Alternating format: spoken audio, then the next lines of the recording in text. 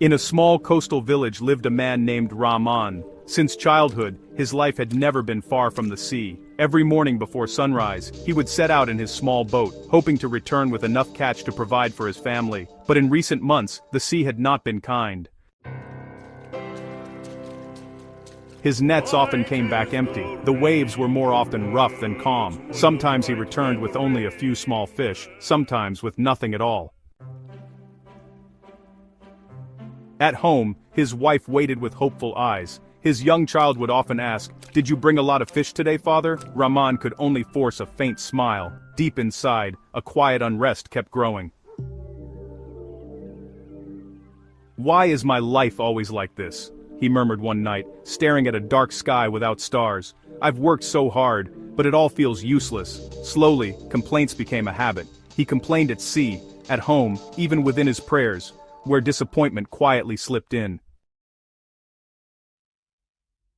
Until one morning, as he was about to set sail, he noticed an old man sitting by the shore. The man simply gazed at the ocean, calm and unmoved by the strong wind.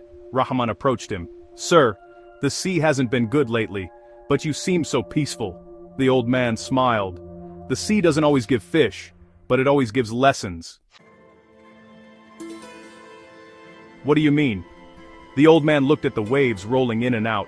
"You're too focused on the results that you've forgotten how to accept the process." Rahman fell silent. "You're upset because your nets are empty, but have you ever been grateful that you can still return safely to shore?" Those words struck deep. All this time, Rahman had been focused only on what he lacked. He had forgotten that each day, he was still given safety, health, and another chance to try again. "So, what should I do?" Rahman asked softly. "Reduce your complaints. The sea will not change because of your complaints, but your heart can change if you learn to be still and to trust."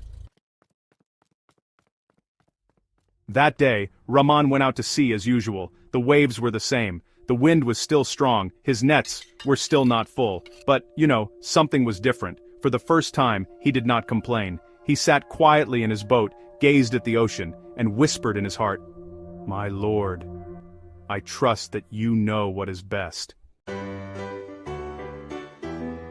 In the days that followed, Rahman began to train himself not to complain. When his catch was small, he learned to accept it. When the sea was rough, he chose patience. It felt, kind of strange. His problems hadn't disappeared, yet his heart felt much lighter. He began to notice things he once overlooked: the colors of the morning sky, the soothing sound of the waves, his child's laughter when he came home, even with just a small catch. Weeks passed, and slowly, something began to change. His catches improved, not always abundant, but enough. Sometimes even more than he expected, but the greatest change was not in the sea, it was in his heart. Rahman was no longer easily shaken. He no longer felt that life was unfair. He lived his days with a lighter spirit. One evening he returned to the shore where he had met the old man, but the man was nowhere to be found. Rahman smiled. He realized what had changed was not the sea, but the way he saw it. Not every hardship comes to burden us, but to teach us how to accept. Focusing only on what we lack makes life heavier, while gratitude brings peace. Complaints do not change circumstances, but they can damage the heart. Silence and surrender strengthen us in facing life's challenges. Miracles are not always big or obvious. Sometimes, a peaceful heart is the miracle itself. Like Rahman, sometimes what we need to change is not our situation, but the way we see it. Because when we stop complaining, choose silence, and truly surrender, the same life can feel lighter, more meaningful, and full of peace.